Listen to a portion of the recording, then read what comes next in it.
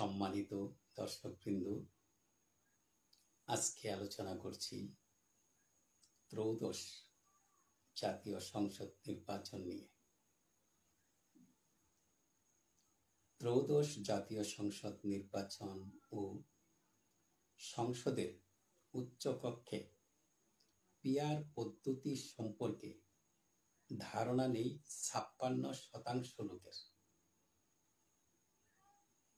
৯৪.৩% মানুষ ভোট দেওয়ার আগ্রহের কথা জানিয়েছেন। এমন ফলাফল উঠে এসেছে পরামর্শ প্রতিষ্ঠান ইনোভেশন কনসাল্টিংসের জনগণের নির্বাচন ভাবনা জরিপে। দর্শকবৃন্দ, এই জরিপটি ২ সেপ্টেম্বর থেকে ১৫ সেপ্টেম্বর ২০২৫ এর মধ্যে সম্পন্ন করা হয়েছে। এই জরিপ চালানো হয়েছে ১০,৪১৩ জন ভোটারের মধ্যে। এই জরিপে আগামী সংসদ নির্বাচন অর্থাৎ ফেব্রুয়ারি ২০২৬-এ যে নির্বাচন হওয়ার কথা, সেই নির্বাচনের পক্ষে সমর্থন দিয়েছেন ৮৬.৫% মানুষ, আর ৬৯.৯% মানুষ মনে করেন এই সরকার একটি নির্বাচন যথাসময়ে সম্পন্ন করতে পারবে। ৭৭.৫% মানুষ মনে করে তারা নির্ভয়ে কেন্দ্রে গিয়ে ভোট দিয়ে নির্বিঘ্নে বাড়িতে চলে আসতে পারবে। ৫৬% মানুষ যারা উত্তর দিয়েছে, তারা নির্বাচনের দিন বা নির্বাচন চলাকালে আইন শৃঙ্খলা নিয়ে উদ্বেগ প্রকাশ করেছেন। পিআর সম্পর্কে নবীনদের আগ্রহ বেশি এবং প্রবীণদের আগ্রহ কম। দর্শকবৃন্দ, এই জরিপে সবচেয়ে গুরুত্বপূর্ণ বা বিস্ময়কর যে ব্যাপারটি চলে এসেছে পিআর নিয়ে, উচ্চ কক্ষে পিআর সম্পর্কে ৫৬% ভোটার জানেই না।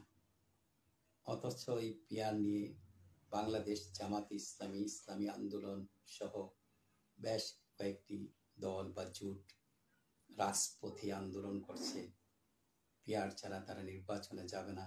তারা দাবি করছে ৭০% লোক পিআরের পক্ষে। অথচ জরিপে প্রমাণিত হলো যে ৫৬% লোক জানেই না পিআর সম্পর্কে। দর্শকবৃন্দ, আমরা আশা করছি এনসিপি ইতিমধ্যে যেই ঘোষণা দিয়েছেন যে তারা নিম্নকক্ষে যে পিআর, সেই পিআরের ব্যাপারে তারা যেই দাবি উত্থাপন করেছিল, সেই দাবি থেকে তারা সরে দাঁড়িয়েছে, অর্থাৎ তারা নিম্নকক্ষে পিআর চায় না। আশা করছি জামাতে ইসলামী, ইসলামী আন্দোলন সহ যারা পিআরের পক্ষে আন্দোলন করছেন তাদের শুভই বুদ্ধির উদয় হবে। তারা ব্যক্তির চেয়ে দলকে, দলের চেয়ে দেশকে বেশি গুরুত্ব দিবেন।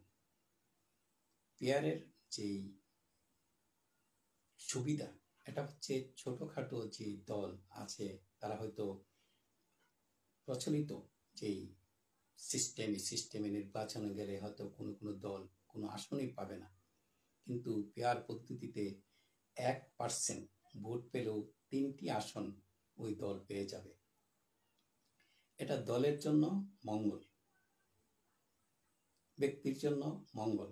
কিন্তু এই নিয়ে যদি যেই ৫ আগস্ট যে গণঅভ্যুত্থান হয়েছে, এই গণঅভ্যুত্থানের সময় যে ইস্পাত কঠিন একটা ঐক্য এই রাজনৈতিক দলগুলোর মধ্যে হয়েছিল, এই ঐক্যটা যদি এই কাদা ছোড়াছুড়ির মধ্যে বিনষ্ট হয়ে যায় এবং এই আন্দোলন সংগ্রামের ফলে যদি নির্বাচনটা বানচাল হয়ে যায়, তাহলে তৃতীয় কোনো শক্তি রাষ্ট্রীয় ক্ষমতায় এসে দেশের আইন শৃঙ্খলার উন্নয়নের জন্য কাজ করতে পারে, সেই সুযোগ রয়েছে।